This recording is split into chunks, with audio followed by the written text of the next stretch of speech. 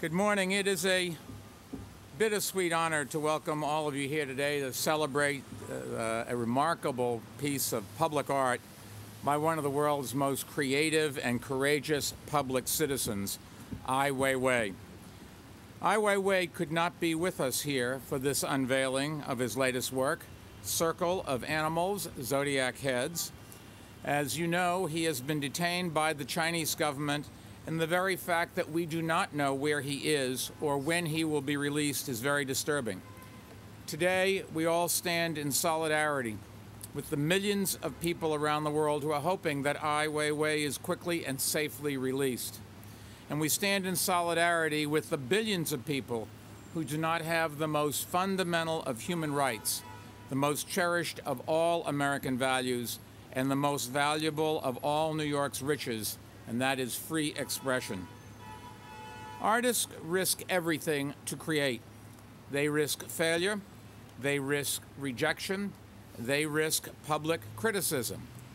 But artists like Ai Weiwei, who come from places that do not value and protect free speech, risk even more than that. His willingness to take those risks and face the consequences speaks not only to his courage, but also to the indomitable desire for freedom that is inside every human being. New York is a city that fully embodies that spirit and fiercely defends the rights of all people to express themselves. Our city is a cacophony of voices, bustling, jarring, provocative. We are a marketplace of ideas, where all are welcome to debate and argue, and even to agree. For more than 400 years, the best and the brightest from around the globe have come here for that reason, and that includes Ai Weiwei. Ai Weiwei is one of the most talented, respected, and masterful artists of our times, and we are honored to be presenting his work. And I think it's especially fitting that we are the first stop on his exhibition's international schedule because of his special connection to our city. Ai Weiwei lived here for more than a decade and studied at the Parsons School of Design.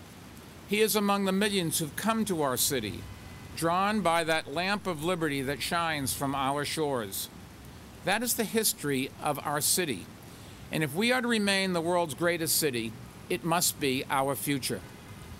We became a city of immigrants because we were a city of promise and possibility. We remain a city of promise and possibility because we remain a city of immigrants. The more a city embraces diversity and tolerates dissent, the stronger it becomes. And there is no place on earth that gives freer rein to more voices and viewpoints than New York City. Freedom is our competitive advantage. That is what attracts new ideas, big dreams, and fervent beliefs. And it's what makes New York, New York. We can never take that freedom for granted. Never. We can never stop defending that freedom from attack, whether at home or abroad. The defense of freedom existed here in New York City long before there was a First Amendment or even a United States of America. In 1735, a jury of 12 New Yorkers stood up for the rights of German immigrant John Peter Zenger to publish articles that were critical of the British colonial government. After being imprisoned for almost a year in New York's City Hall, Zenger was released, and the free press was born. Our city and our nation were founded on the principle that every one of us has a right to say what we want and worship as we wish and where we wish, without any interference from the government. The 12 distinguished members of our cultural community who are here today are able to express themselves without the risks that Ai Weiwei has had to face, and we will continue to fight to protect them. We will continue to be the international stage on which all voices from all corners of the earth can be heard, and I will continue to stand up and speak out when attacks on freedom of expression affect our city.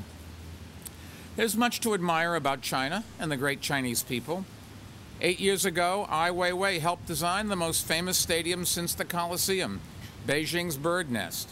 And like the Colosseum of old, the bird's nest will echo through the centuries and become a symbol of the nation that created it.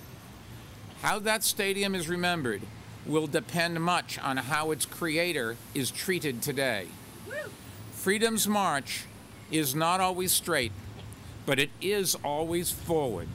And right now in Beijing, a young girl is staring at the bird's nest, dreaming her own vision of tomorrow's masterpiece. And tomorrow, a young boy will look up at this exhibit behind us and will begin to create the next great work of art. Beauty and inspiration are irrepressible, and they are alive in every human heart, in every nation, and wherever an artist creates, Ai Weiwei is there. And today, Ai Weiwei is here, because even though he could not be with us physically, he continues to speak to us, to delight us, to challenge us through his art. Circle of Animal Zodiac Heads is an extraordinary piece of work, set in an extraordinary location. It is the first piece of art to be incorporated into the landmark Pulitzer Fountain. The fountain itself is a symbol of the diversity that defines our city. It was donated by a Hungarian-born benefactor, fashioned by Austrian and Italian-born sculptors from the design of a New York-born architect.